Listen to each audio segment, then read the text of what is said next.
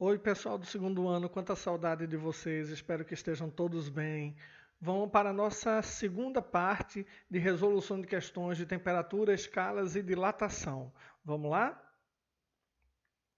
Primeira questão trabalhosazinha diz assim: uma placa de alumínio cujo coeficiente de dilatação linear é alfa igual a 2 vezes 10 a menos 5, com 2,4 metros quadrados de área quando a temperatura é de menos 20 Celsius, foi aquecido a 176 Fahrenheit. Qual é o aumento da área da placa? Meu amigo, veja o samba que está aqui. Você tem temperatura em Celsius, outra em Fahrenheit. O coeficiente dado é o linear, mas ele pede a área, que seria o coeficiente, né, para a área. Então a gente tem que tomar uma série de cuidados, né? Mas vamos lá. A primeira coisa que a gente vai fazer é lembrar que a placa é bidimensional, então a dilatação é superficial, perfeito? Segunda coisa, a gente precisa converter a área, por quê? Porque aqui está em metros quadrados, mas as alternativas estão em centímetros quadrados. Veja quanta coisa, né? Então lembre lá, essa conversão é fácil de fazer. Você sabe que em um metro tem 100 centímetros. Como eu quero quadrado, eu vou botar quadrado em todo mundo. 1 ao quadrado é 1, 100 ao quadrado é 10.000. Então, em 1 metro quadrado, eu tenho 10.000 centímetros quadrados. Ora, se eu tenho 2,4 metros quadrados, então eu vou ter 24.000 centímetros quadrados, né? Perfeito? Eu pego esse e multiplico por 2,4, pego esse e multiplico por 2,4, e aí obtenho. Pronto, já transformamos a área. Agora precisamos fazer a conversão da temperatura. Então, lembre lá a equação de transformação de Fahrenheit para Celsius e Celsius para Fahrenheit. Então, eu sei a temperatura em Fahrenheit, 176, vou fazer a substituição, perfeito? Feito isso, vamos passar o 32 para o lado de cá, ele vai passar negativo, vamos fazer essa subtração daqui, 144, vamos fazer meio pelos extremos, né? Então você vai ter esse multiplicando o 144 e o 9 vindo para baixo. Quando você faz essa continha aqui, 144 vezes 5 sobre 9 dá 80 graus Celsius. E aí, finalmente, a gente pode ir para a dilatação superficial. Variação da área é a área inicial, 2 alfa, né, porque é bidimensional, variação de temperatura. O que a gente quer achar é o ΔA. Área inicial 24.000, é que a gente achou aqui. O alfa foi dado na questão, 2 vezes 10 a menos 5, vezes o 2 aqui, né? E a variação de temperatura também tem casca de banana, porque variação de temperatura é temperatura final, que é 80, essa que a gente achou aqui, menos a temperatura inicial, só que a inicial já é negativa, ó, é menos 20. Então tem o menos da variação e o menos da temperatura inicial. Então, tomar bastante cuidado. Então, 24.000 vezes 2 dá 96.000. 80 mais 20 dá 100. Sendo assim, eu vou pegar aqui, ó, 1, 2, 3, 4, 5 zeros. Esses 5 são esses daqui, ó. Peguei os 5 zeros e coloquei aqui. Menos 5 mais 5 dá 0. 10 elevado a 0 é 1. 1 vezes 96. 96 temos como resposta a letra C. Questão boa, trabalhosa, né, gente? Próxima questão da gente diz assim: a dilatação de um corpo ocorrida por causa do aumento da temperatura que foi submetido pode ser estudada analiticamente. Se esse corpo de massa invariável e sempre no estado sólido, inicialmente com temperatura θ0, for aquecido até atingir a temperatura 2θ0, sofrerá uma dilatação volumétrica ΔV.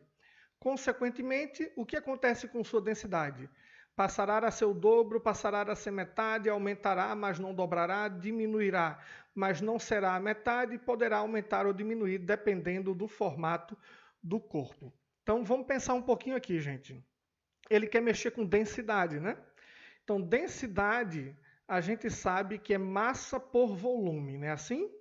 Pensando dessa maneira, veja, a questão diz que a massa é invariável. Então, esse carinha aqui é constante. Mas o volume vai variar por conta da dilatação volumétrica. Só que densidade e volume são inversamente proporcionais. Se você aumenta o volume, a densidade diminui, né? Vamos mais além então. Sabendo que elas são inversamente proporcionais, o que é que acontece com o volume quando eu faço o aquecimento da temperatura θ0 para um aquecimento até a temperatura 2 θ0? Então pense que o aumento do volume vai causar uma redução na densidade. Por que eu sei disso? Porque nós sabemos que, com exceção da água, naquela dilatação bem só dela, bem estranha só dela, quando você aquece um corpo, o volume dele aumenta, as dimensões aumentam. Então a gente já sabe que o volume vai aumentar. Se o volume vai aumentar, a densidade vai diminuir. Nós já sabemos disso. Então a gente já sabe que pode ser a metade e pode diminuir, mas não será a metade. E não aumentará. Então não pode ser nem a letra E, nem a letra B, nem a letra E, nem a letra C e nem a letra A. Só pode ser ou a letra B ou a letra D de dado, perfeito? Só podem ser essas duas. Sabemos que a dilatação volumétrica é assim, né? ΔV, V0, volume inicial, 3α, porque volumétrico é tridimensional, variação da temperatura. Sabemos que a temperatura final é 2 θ0, a temperatura inicial é θ0. Então, 2 θ0 menos θ0 dá θ0. Concorda, gente? Perceba agora que o raciocínio é o seguinte. Como é que eu vou tirar daqui se ele vai ser metade ou se vai se reduzir, mas não será metade? Eu vou tirar pelo alfa. Lembre que alfa é um valor muito pequenininho. Normalmente é alguma coisa 10 elevado a menos 5, 10 elevado a menos 6. Então é um número muito pequeno. Como ele é um número muito pequeno, quando você fizer a multiplicação todinha aqui, o resultado final também é pequenininho por conta desse carinha daqui. Então perceba, gente, para que a densidade seja metade da densidade inicial, o volume daqui tinha que dobrar em relação ao volume inicial. Mas isso não vai acontecer. Por que não vai? Porque a dilatação é muito pequena por conta do valor pequenininho da constante alfa. Então, com certeza, o volume aumentará. Então, esse volume vai aumentar. E por isso a densidade vai diminuir.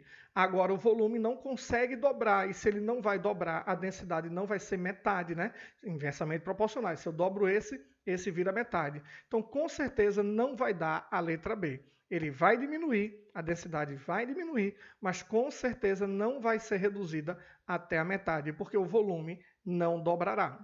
Então, a gente fica como resposta a letra D de dado. Ok, gente? Próxima questão diz assim. Em nosso cotidiano, utilizamos as palavras calor e temperatura de forma diferente de como elas são usadas no meio científico. Na linguagem corrente, calor é identificado como algo quente e temperatura média a quantidade de calor de um corpo. Esses significados, no entanto, não conseguem explicar diversas situações que podem ser verificadas na prática. Do ponto de vista científico, que situação prática mostra a limitação dos conceitos corriqueiros de calor e temperatura? Letra A. A temperatura da água pode ficar constante durante o tempo em que estiver fervendo. Verdade, né? É verdade porque enquanto ela estiver fervendo, você está no processo de ebulição, aí aparece aquele calor latente. Não é o calor sensível. O calor sensível é que faz mudar a temperatura. O latente só faz a transformação do estado de agregação. Mas na linguagem corriqueira, se temperatura é a quantidade de calor de um corpo e a água está recebendo o calor do fogo, então a temperatura não poderia ficar constante na linguagem corriqueira, porque o calor desse corpo estaria aumentando. Então já temos como resposta a letra A. Esses conceitos do dia a dia não servem para explicar esse fenômeno da temperatura ficar constante durante a temperatura de fervura da água. Lembrando que calor é energia térmica em trânsito, né?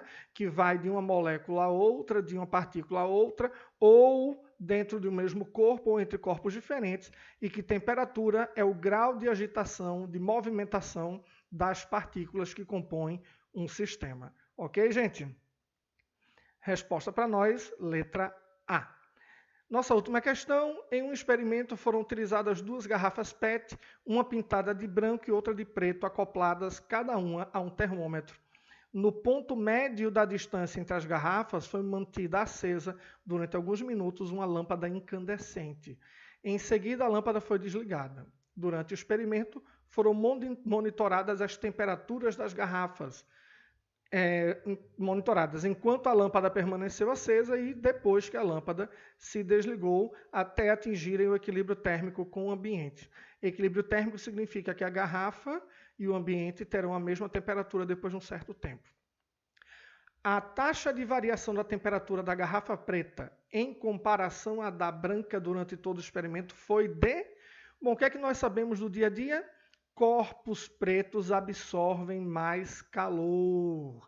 Então, se eu tenho uma garrafa branca e uma garrafa preta, a preta absorverá mais calor, então ela chegará numa temperatura maior do que a temperatura atingida pela garrafa branca. Então, a variação de temperatura que essa garrafa vai sofrer é maior do que a variação de temperatura que essa daqui sofrerá. E isso serve tanto no aquecimento quanto no resfriamento. Então, o corpo negro ele também vai resfriar, vai jogar, quando você ligar a lâmpada, ele vai jogar também muito mais calor para o ambiente mais rapidamente do que o branco. Então, a taxa de variação, o quanto varia a temperatura da garrafa preta, com certeza é maior no aquecimento e no resfriamento. Tranquilo, gente? Lembre que materiais claros refletem mais a luz, por isso tem um aquecimento menor. Materiais escuros absorvem mais luz e por isso tem um aquecimento maior. Valeu, gente. Muito obrigado. Próxima aula a gente vê questões sobre tipos de calor e propagação. Grande abraço, fiquem com Deus, muita saudade.